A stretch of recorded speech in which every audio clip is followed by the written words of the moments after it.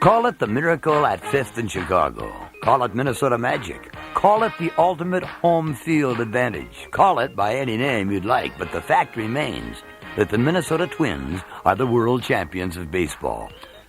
With a skeptical nation looking on, the Twins won the 1987 American League Championship and the World Series. For the Minnesota Twins, 1987 was their finest season. It was a year filled with newness. There was a new look, pinstripe uniforms with a new logo, a new manager, Tom Kelly, who, back in November, took over as Major League Baseball's youngest manager. On the field, there was new life. A bullpen led by Jeff Reardon, the former Montreal relief ace of the National League. Sparkplug Dan Gladden, the gritty outfielder sent over from the Giants. Juan Berenguer, Joe Niekro, Al Newman, Sal Butera, and Dan Schatzeder all played important roles in 1987. And there was a newfound enthusiasm created by the Metrodome fans, all 2.1 million of them. In 1987, Twins crowds reached record proportions, both in numbers and noise levels, and the fervor of the fans carried over to the Twins broadcast booth, led by the veteran voice of Herb Carneal and the new sound of Touch 'em All John Gordon. So sit back, put your feet up, and enjoy all the thrilling calls of the 1987 season.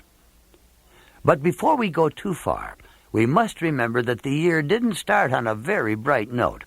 1 month after the November hiring of Kelly, Detroit Tigers free agent pitcher Jack Morris and his agent Dick Moss swept into town to talk contract with owner Carl Pohlad and executive vice president Andy MacPhail. They left town without one. And there were rumblings among the Twins faithful.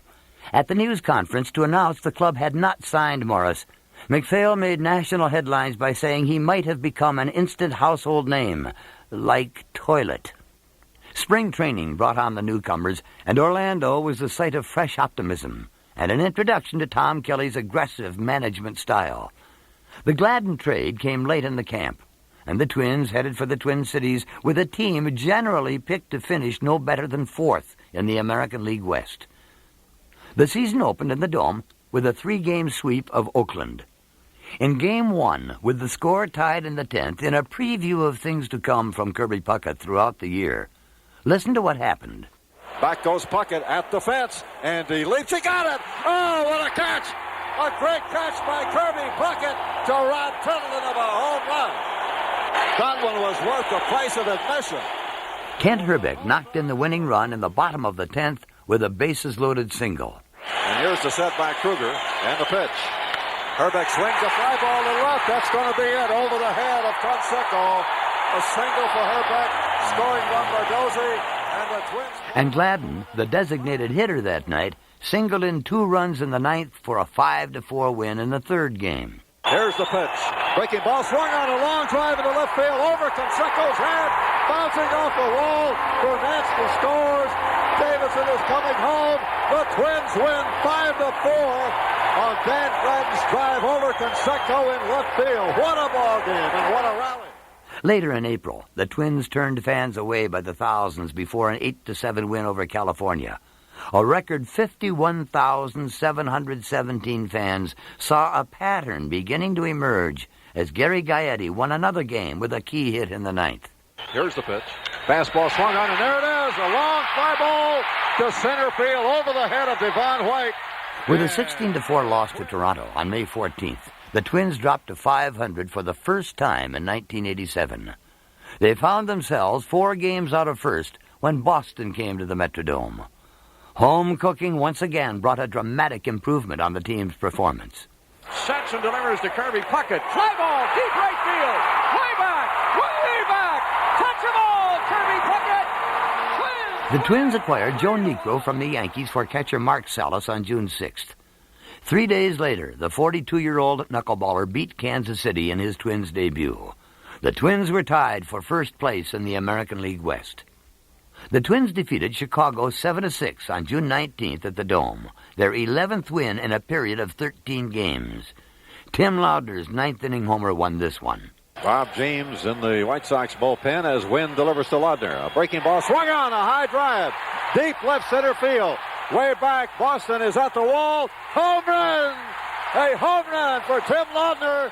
Dan Schatzeder became a Twin on June 23rd in a deal with Philadelphia. A sweep of the Indians put the Twins 13 games over 500 as they hit the road. With a thud. They lost 7 of 8, and their lead was a half game. Ha-ha, but there was no place like Dome. July 3rd marked a return to the Metrodome and a return to winning. Minnesota won on the 4th, too, setting up Kent Herbeck's 9th-inning homer on the 5th to make it a clean sweep of the Orioles. And Herbeck swings a drive, hit to deep right, deep, and it's a home run over the canvas in right field. Leading by 2 at the All-Star break, the Twins started the second half of the regular season with a 4-game Metrodome split with Toronto. Next came the Yankees.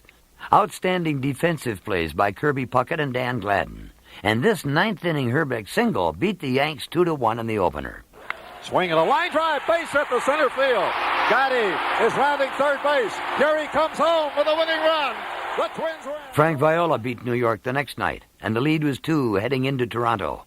The Twins lost 3 of 4, but the lead remained at 2.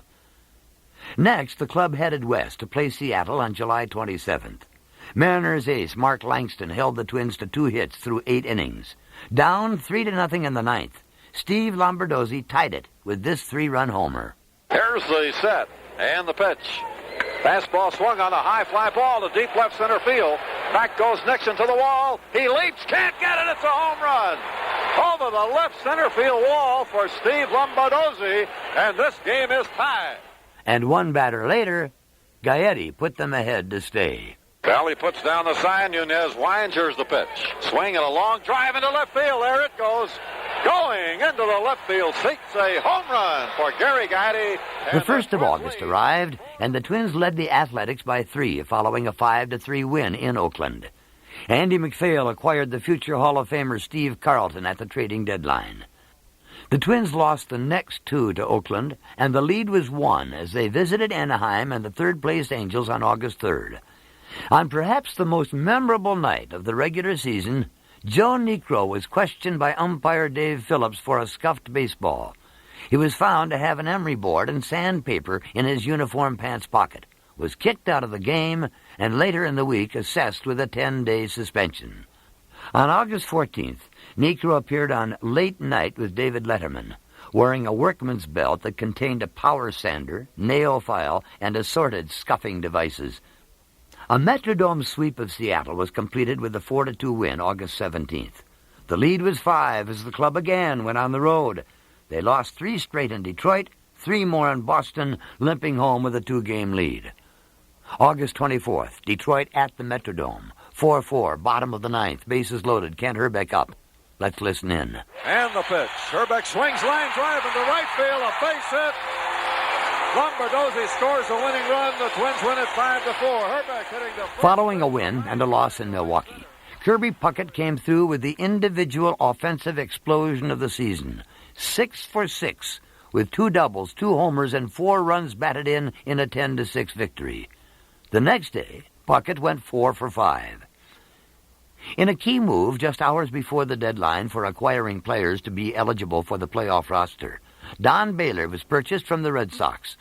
Boston was in town for 3, so Baylor switched uniforms and dugouts in time for Game 1, a 9-0 loss. After winning the second game of the series, the Twins trailed 1-0 through 8 in the rubber game.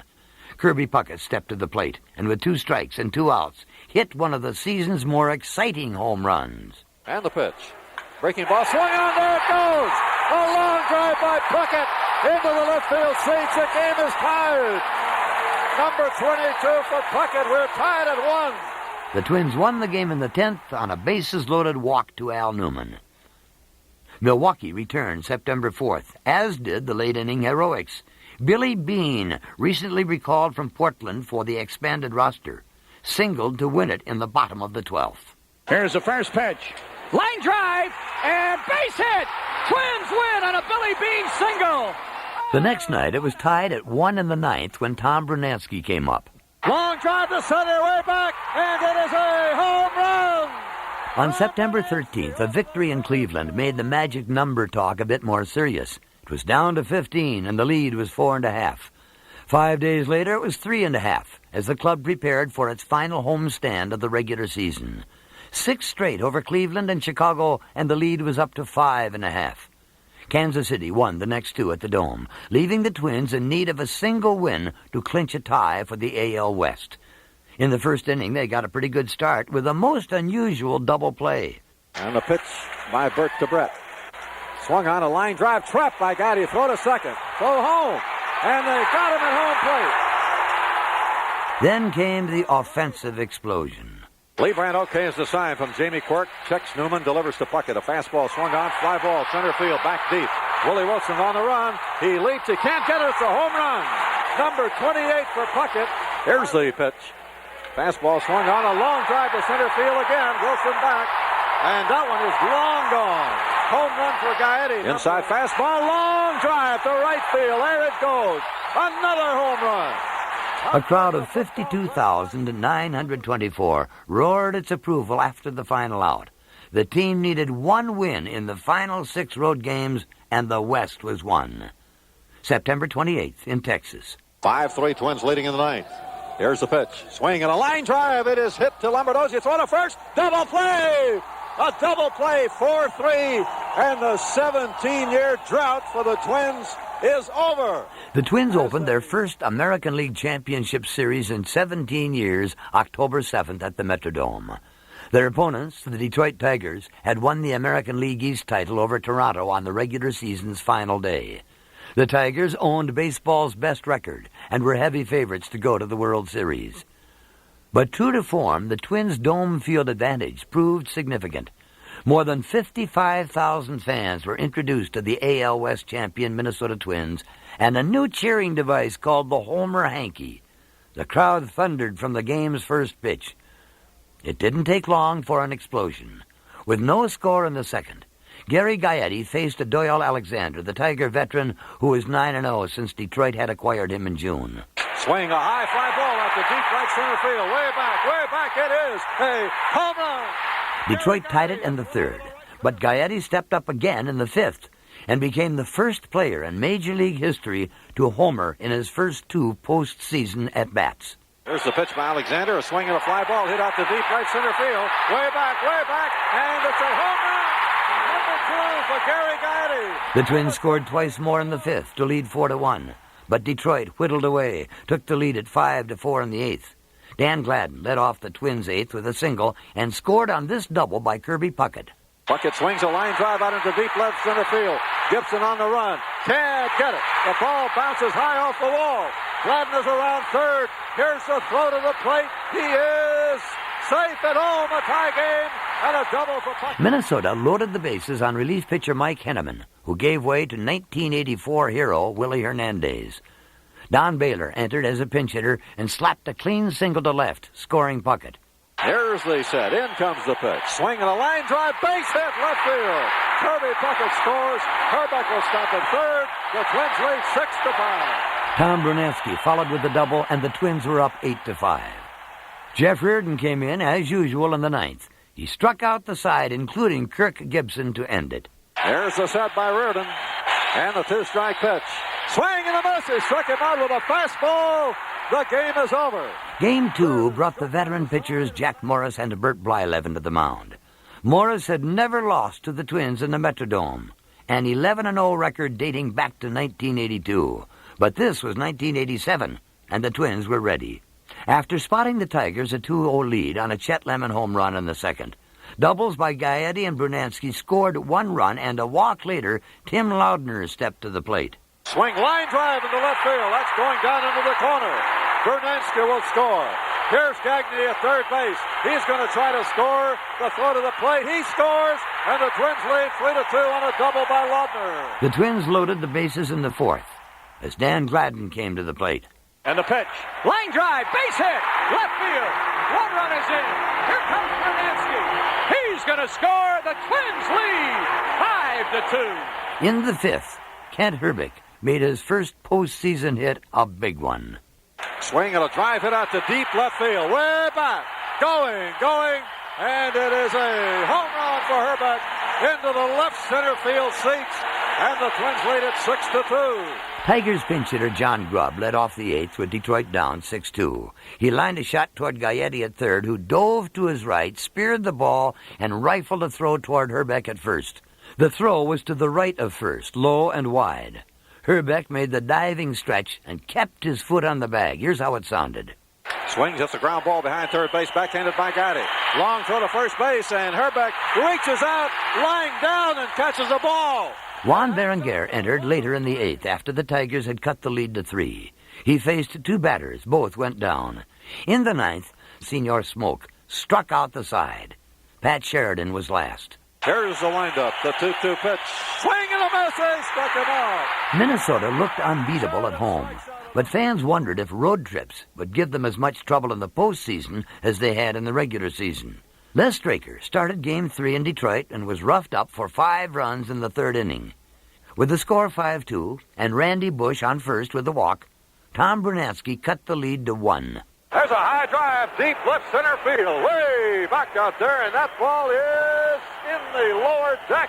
A home run for Tom Brunansky. 1 inning later, Gaetti stepped up with the bases loaded, and the Twins took the lead. And here's the pitch. Line drive, base hit right field. Gladden scores. Gagne comes in to score. Twins leading the game as Pat Sheridan's 2-run homer in the eighth helped the Tigers regain the lead and win Game 3 7-6. The series stood at 2-1, but the Twins' confidence in playing on the road was evident. Trailing 1-0 in Game 4, Kirby Puckett came to bat in the third. to Kirby and a long belt deep to left, way back into the seats. Touch 'em all, Kirby Puckett. And Greg Gagne in the fourth. Here's the 1-1 delivery. It's a changeup, and it's hit high, and it's hit deep to left. It's back.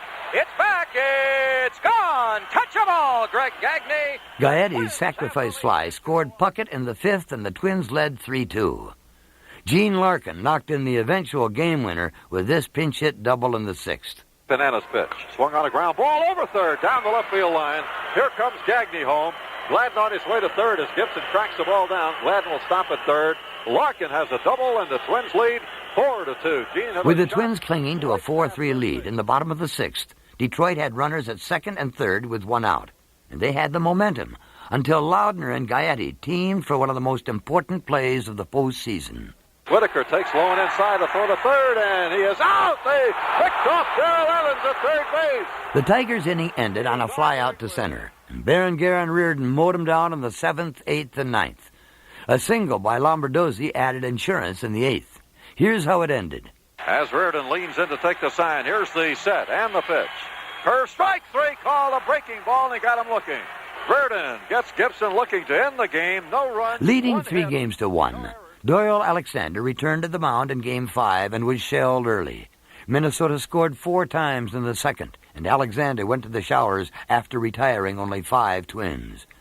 Detroit cut the lead to 1 in the fourth. In the seventh, Randy Bush's sacrifice fly scored Hrbek, and an Evans error in the eighth allowed another run to score. The Tigers made it 6-4 with a run in their half of the eighth, but Tom Brunansky signed off on the ALCS. Brunansky gets a high fly ball to deep left field. Boy, this is really tagged.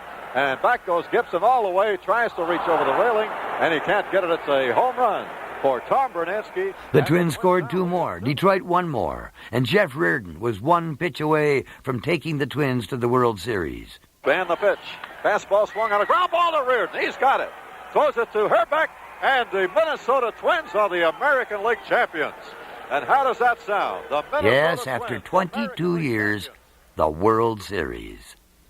After the jubilant cork-popping and endless interviews that followed the victory, the Twins boarded a charter jet for the Twin Cities and an expected homecoming. Talk among the players on the trip home had the awaiting crowd numbering an incredible 15,000 fans. They had no idea what they would walk into when the bus pulled into the Metrodome ramp. This is a bigger crowd than we had at Tiger Stadium by far today. More than 50,000 adoring fans turned out on a late Monday night to welcome home their American League champion heroes. I tell you, let's hear it one more time for the American League champion Minnesota Twins. Each player was introduced, and many shed tears. It was a fitting tribute to a Minnesota Twins team that shared a togetherness and camaraderie remarkable among professional athletes. The 4-1 series win over Detroit gave the Twins 4 days off before the World Series began. They sat back, pitching staff getting well rested, as the St. Louis Cardinals won the National League playoff series over San Francisco in 7 close, tough games. The Mississippi River Series, they called it, and the home field advantage was with the city of the North. The World Series, too, opened in the Metrodome, this time on a Saturday night, as America's pastime held its championship indoors for the first time. In Game 1, Frank Viola took the mound for Minnesota, opposing the Cardinals' rookie left-hander Joe McGrain. The Cardinals scored first in the second, but it took only until the fourth for the nation to hear how loud the Metrodome crowd could be. Singles by Gaetti, Baylor, Bernatsky, and Herbeck scored 2 runs. A walk to Lombardozzi spelled the end for McGrain, and on came the veteran Bob Forsch. Loudner singled home a run, and the bases remained loaded. Up stepped Dan Gladden, and for the first time in 17 World Series, this is what happened. Oh, this crowd in a frenzy here. Over 55,000 standing and cheering, waving their Homer hankies. And Dan Gladden, who had 8 regular season home runs, batting for the Twins. 2-strike delivery, fly ball, left field. It's deep, it's back, it's way back, it's gone. Touch 'em all, Dan Gladden, on a grand slam home run, and the Twins lead 7-1. 7 runs in the fourth didn't satisfy Minnesota.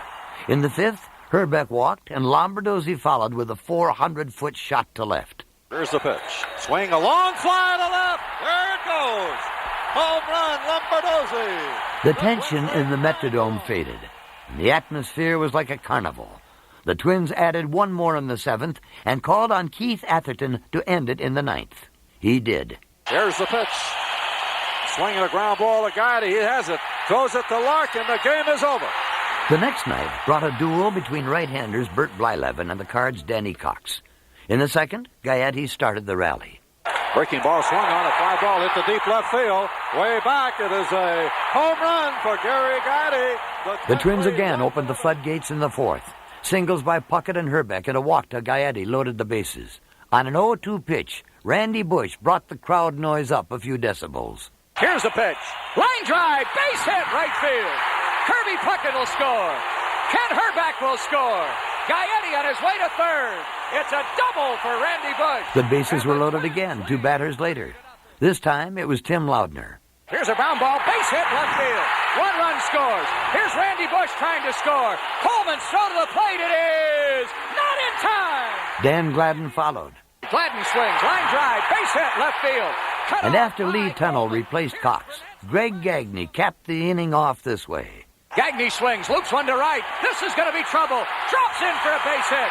Here's Loudner to score. Gladden held up at third. Gagne with a double.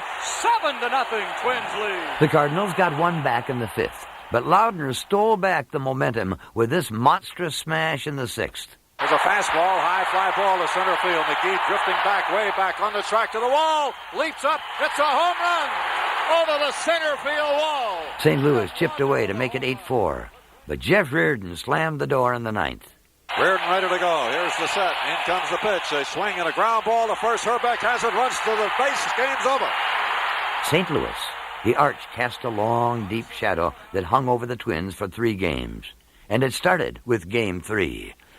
A pitcher's duel between the 28-year-old rookie Les Straker and the cagey left-hander John Tudor dominated the game at Busch Stadium. With no score in the 6th, Bernatsky knocked home Gagne for the game's first run. Swing and a drive hit out into right center field. That's going to drop in there for a base hit. Gagne scores. Puckett will go to third, and the Twins lead 1-0. Tom Kelly opted to pull Straker in the 7th for a pinch hitter, and the Cardinals bullied Juan Berenguer for 3 runs. They held on to win 3-1. In Game 4, Viola and the Twins never got out of the starting gate.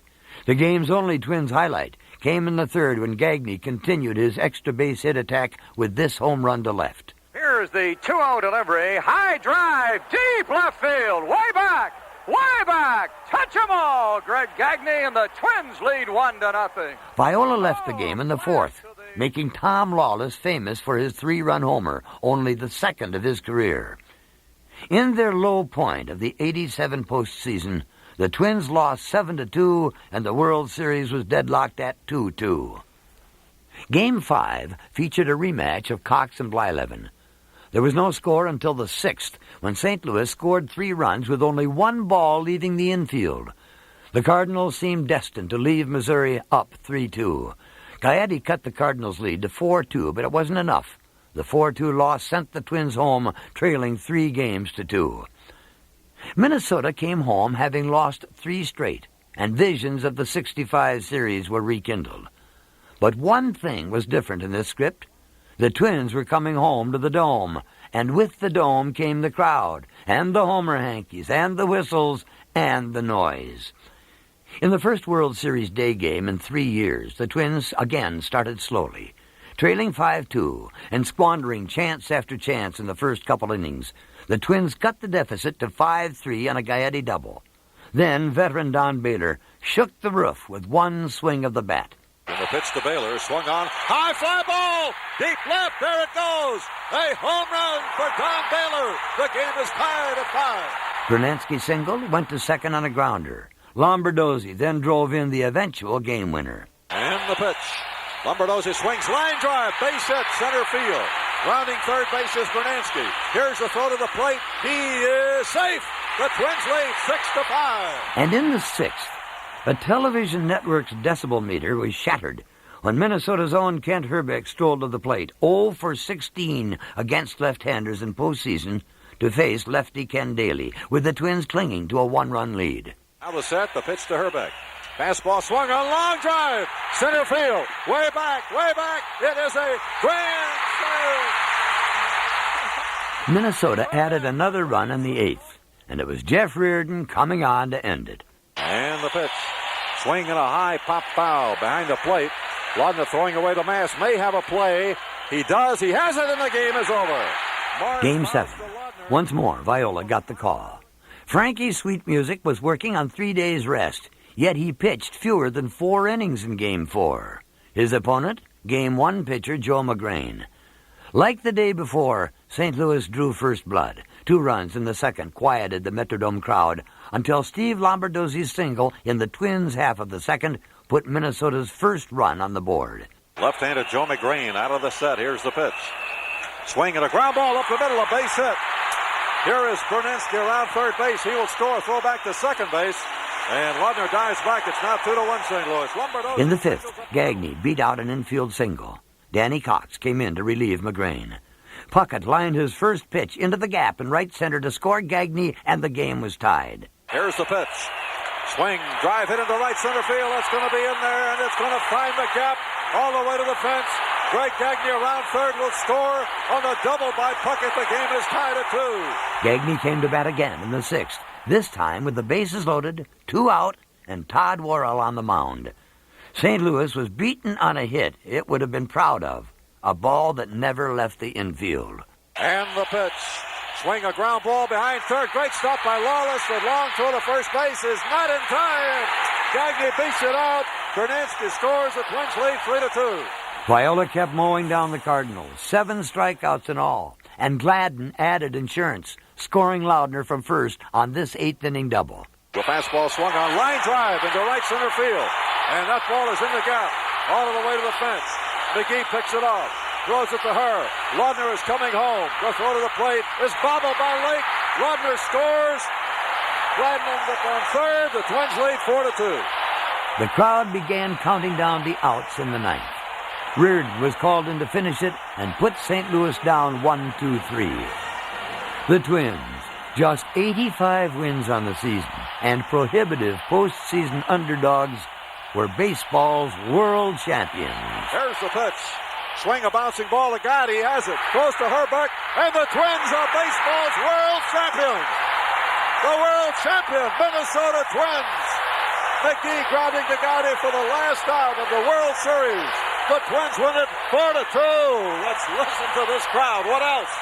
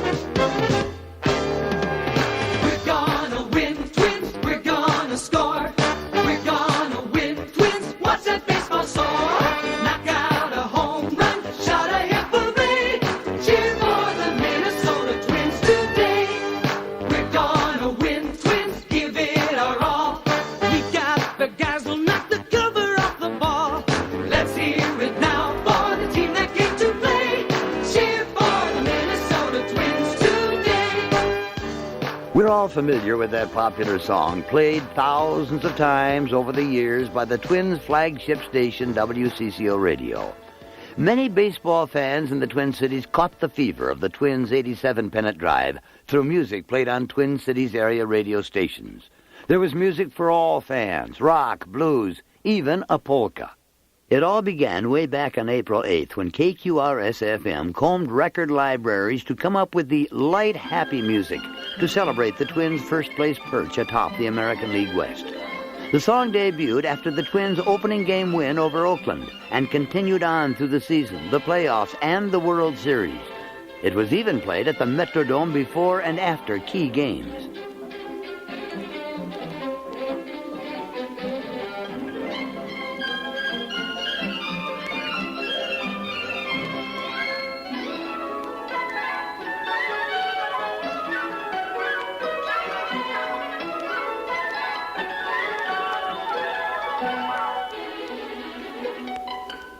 Meanwhile, KQRS helped put the name Craig Schumacher on the radio map with one of the Twins' greatest hits of the '87 season. Polka for the Pennant received a daily spin beginning in mid-August. Oh, look at the home. Lots of home runs all in a row. Oh, look at the clapping. It was a nice time in Minnesota in the year 1987. It was a time when they was going off to race into the pennant. We are the Minnesota Twins, polka for the pennant. We are the Minnesota Twins, polka for the pennant. We are the Minnesota Twins, polka for the pennant. We are the Minnesota Twins, polka for the pennant. Oh, look at who's coming up to bat. It looks like Gary Gaetti. Hit us a home run. Come on, Gary. Over the polka over the fence. Over the fence. There we go. Hey, look at who comes up after this. It's Kent Herbeck. Polka over the fence, Kent. Oh, look at that. All those over the fence. All at the same time. Oh, look at the clapping. And the whole place goes wild. It was a good year. Oh, look at what happened to Negro. He was just doing his nails. We are the Minnesota Twins, polka for the pennant. We was doing so good. Joe Shefchik also contributed to the Twins' hit parade with the World Series Shuffle, a bluesy guitar ode to all of their fans.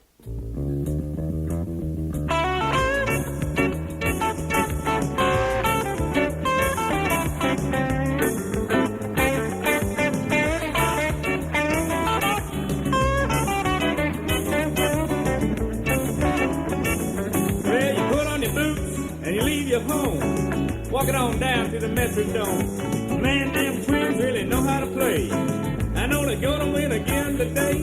I got this feeling, you gotta believe it. The Twins are gonna go all the way. We got Gagley, Lavo, Gladden, and Kirby. Don't forget the Blues Brothers, Bruno and Herbie. Gonna have a party, gonna jump and shout. And every G-man will poke one out. Everybody got a big grin on their face. Our Minnesota Twins are digging first place. Kirby Puckett! Way back! Whoa! Touch them all, Kirby!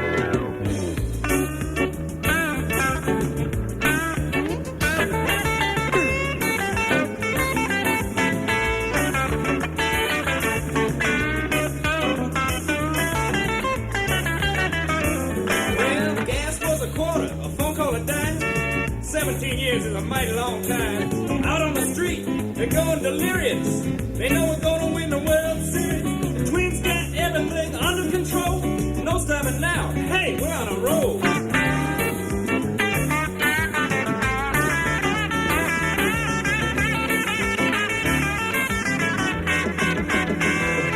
So you pack up the kids and the wife, of course. We don't need another sports divorce. Grab a bag of peanuts, maybe a beer. We got a great team, so stand up and cheer. Everywhere they go, they're chugging up wins. The greatest team in baseball, the Minnesota Twins.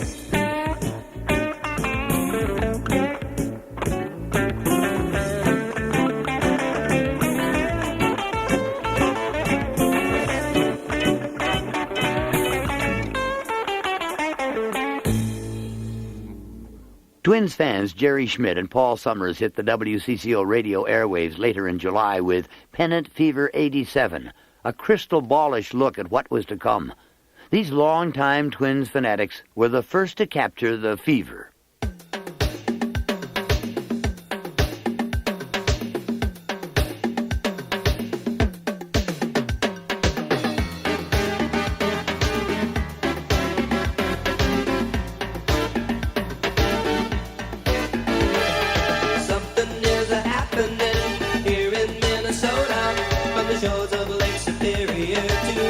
South Dakota, you can feel it burning in the air as far as Canada.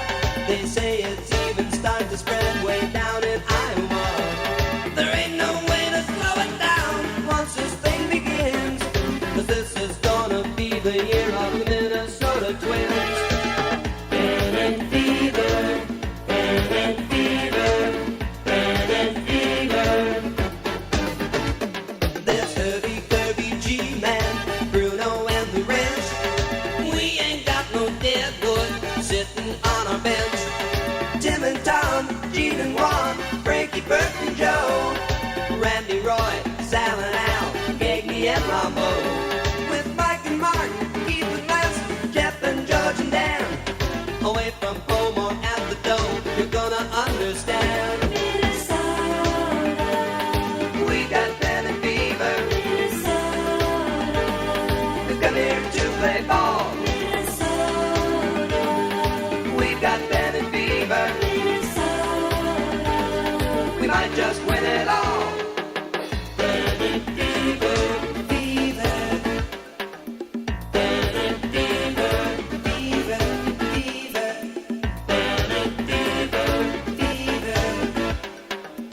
Pennant fever.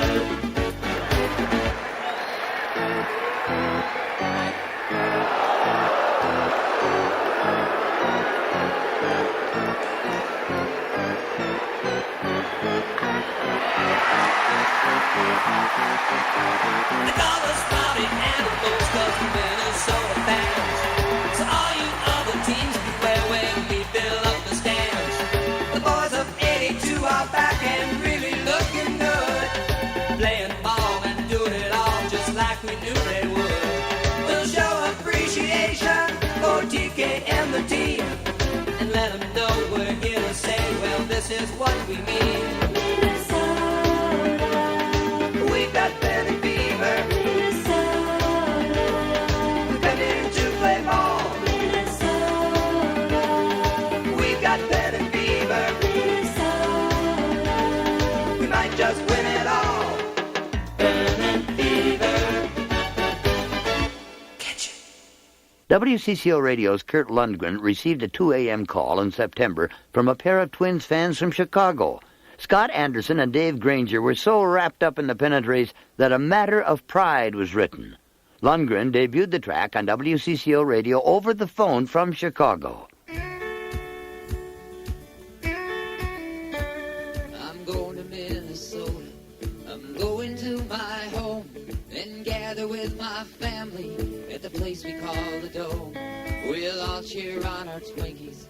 Let's hear it for our side. We're all die-hard believers. It's a matter of pride. It's a matter of pride. Our time has arrived. How patiently we've waited. It's time we celebrated. Since 1965, we've kept the dream alive. For 22 long seasons, it's a matter of pride. If Hubert was still with us, be sure to make him proud to watch his Kelly's heroes bring home the Western crown. We've paved our way to glory, where only the strong survive. It's survival of the fittest. It's a matter of pride. It's a matter of pride. Our time has arrived. How patiently we've waited. It's time we celebrated. Since 1965, we've kept the dream alive. For 22 long seasons, it's a matter of pride. So come now, all ye faithful, Minneapolis and St. Paul, For my friends in both Dakotas to International Falls, let's gather round the hopeful. Let's keep the drive alive. We're all die-hard believers. It's a matter of pride. It's a matter of pride. Our time has arrived. How patiently we've waited. It's time we celebrated. Since 1965, we've kept the dream alive. For 22 long seasons, it's a matter of pride. It's a matter of pride. Our time has arrived. How patiently we've waited. It's time we celebrated. Since 1965, we've kept the dream alive. For 22 long seasons, it's a matter of pride. It's a matter of pride. Our time has arrived. How patiently we've waited. It's time we celebrated. Since 1965, we've kept the dream alive. For 22 long seasons, it's a matter of pride. It's a matter of pride. Prior to the beginning of the American League Championship Series, the morning crew at KQ began the process of ending Detroit's season by sticking pins in voodoo dolls representing the Tigers' Kirk Gibson, Doyle Alexander, and Larry Herndon. The local band Von Ripper produced and performed Voodoo Magic to rub salt in the wounds of the opposition.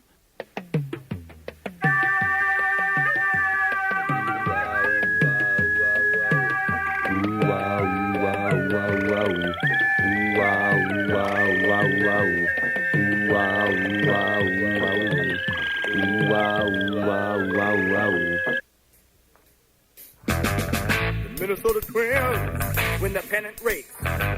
17 years of waiting. They're in the rightful place. All the fans in the dome with the screams and shouts. That's how they go. A voodoo the other team's out with the Minnesota Voodoo Band.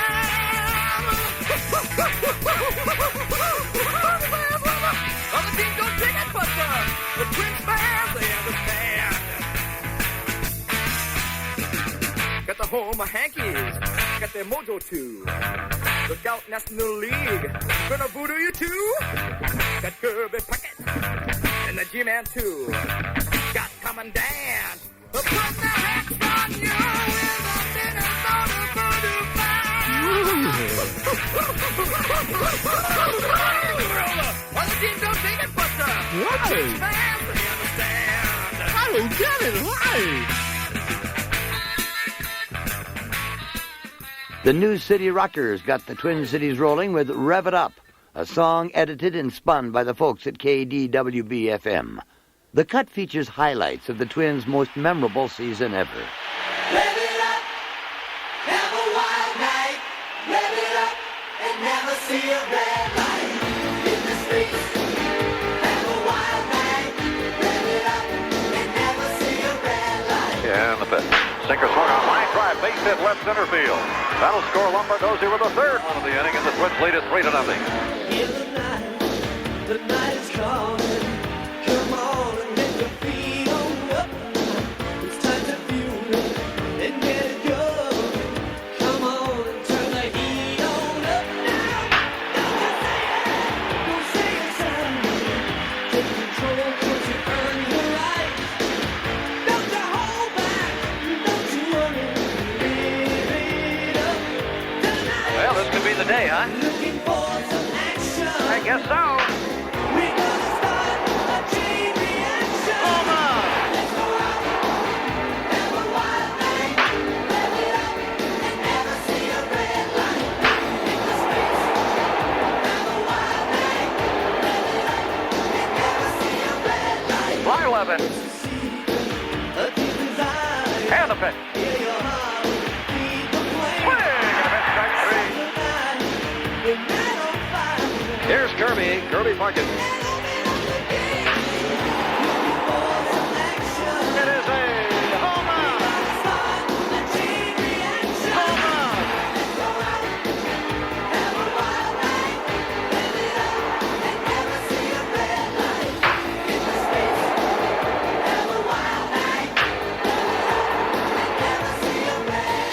Here's a high pop-up, foul ground, down the first baseline. Herbeck calling everybody away. He's got it. Here's a Gibson bunt. It's a good one. Schutzlader picks it up. Flips to first. Out at first base, and the inning is over.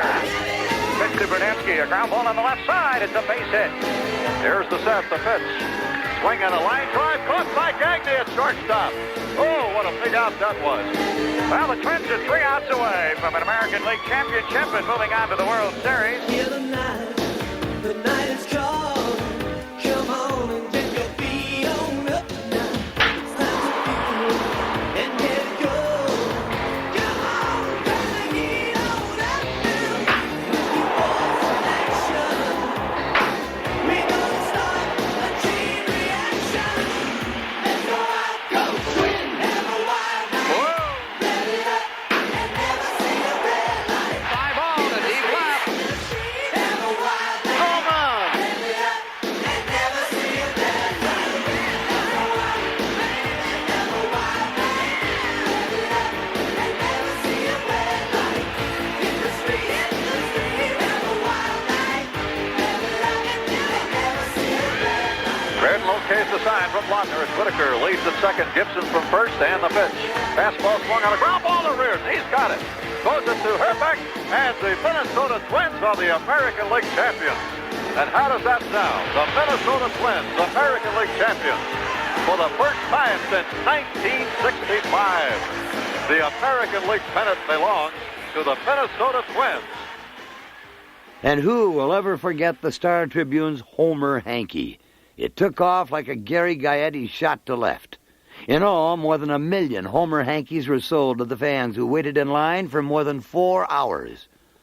Local favorites, the J.D. Steele Singers, recorded Homer Hanky, a reworking of the classic Tommy James and the Shondells' Hanky Panky.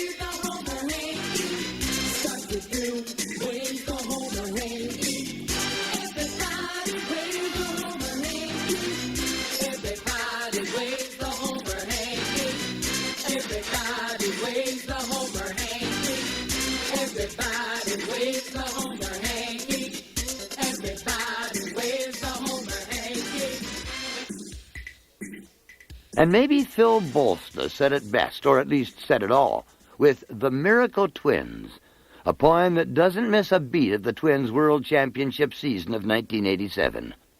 'Twas the end of the season, and all through the league, every team was complaining of pain and fatigue, with one stunning exception, the Miracle Twins, who kept fighting back and kept piling up wins. Yes, this is a tale of guts, pride, and glory. But I'm ahead of myself. Let's get on with the story. 'Twas a day late in May when we ventured from home, parked 12 blocks away, and then walked to the Dome. The turnout was light, I guess you could say. There were scalpers just giving their tickets away. The children were nestled all snug in the bleachers, while dollops of frosty malts dripped down their features. And Mom, with her bratwurst, and I, with 2 brews, had just settled down to watch the Twins lose. When I heard by the dugout such clapping and cheers, I sprang from my seat and spilled both my beers.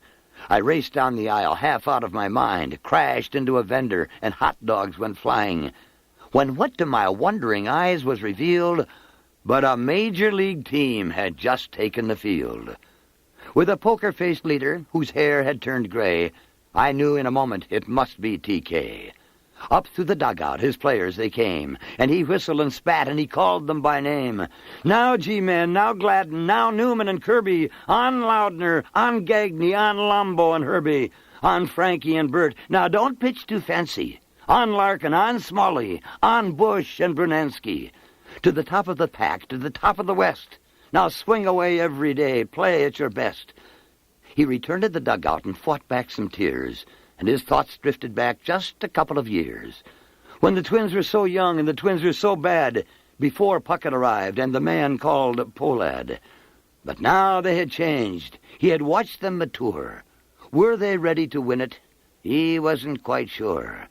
They played well as a team and had great rapport, but they choked when they faced this much pressure before. That was 3 years ago, and questions remained. Could they win it? Was losing too deeply ingrained? Was Puckett a hero, or would he be a goat? Could G-Man play third with his hands round his throat? They needed some guidance. Along came TK. Just a game at a time, boys, he'd solemnly say. Lots of ball left. I like the players I got.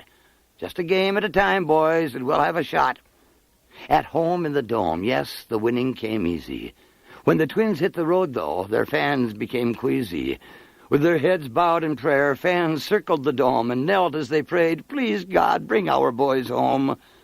Now the Twins are pursuing their own holy grail, but their quest would have stalled without Andy MacPhail. He wheeled and dealed with brilliant acumen, getting Gladden, Nieto, and Reardon, and Newman. And he picked up Joe Niekro and Juan Berenguer, and when they pitch together, they make quite a pair, like a 1-2 punch from Muhammad Ali. Float like a knuckler, sting with Juan B. Now the pitching staff set, led by Frankie and Bert, and Strikers come through after years of being hurt. And when the game's on the line, TK goes to the mound, and Reardon strolls in and nails it down. But a spark was still needed to bust down the doors. So he dealt for some veterans who've been through the wars. First Carlton, then Baylor were welcomed aboard. The Twins were contenders, their spirits had soared. But will destiny smile as the Twins chase their dream? It will all boil down to the heart of this team. To the four who have battled, united as one, for these four will not rest till the fighting is done. They have come much too far to abandon the prize. If it takes their last breath, you can count on these guys. When the Twins win the pennant and it's raining confetti, thank Herbeck, Brunansky, Puckett, Gaetti. And when the dust clears and the series is won, they'll hoist up TK and he'll join in the fun. They'll drink Moosehead brew till their cheeks are bright red. Then they'll circle TK and pour beer on his head. And you'll hear him exclaim, all drenched and elated, "Thank God we weren't featured in Sports Illustrated." Watch That Baseball Soar will forever be a part of every Twins game. In August, WCCO Radio and KMSP-TV commissioned an updated version of the classic Wind Twins song. It had been modernized a bit, fit with a heavy backbeat and a second verse. The excitement of watching a crowd of 55,000 strong sing this Twins classic is a sight in itself. So let's hear it one more time for the 1987 world champions, our Minnesota Twins. Driving to the top, give it in our all. We're not gonna stop. We'll put that bat to the ball. And everybody cheer. This is gonna be the year. This is gonna be the year.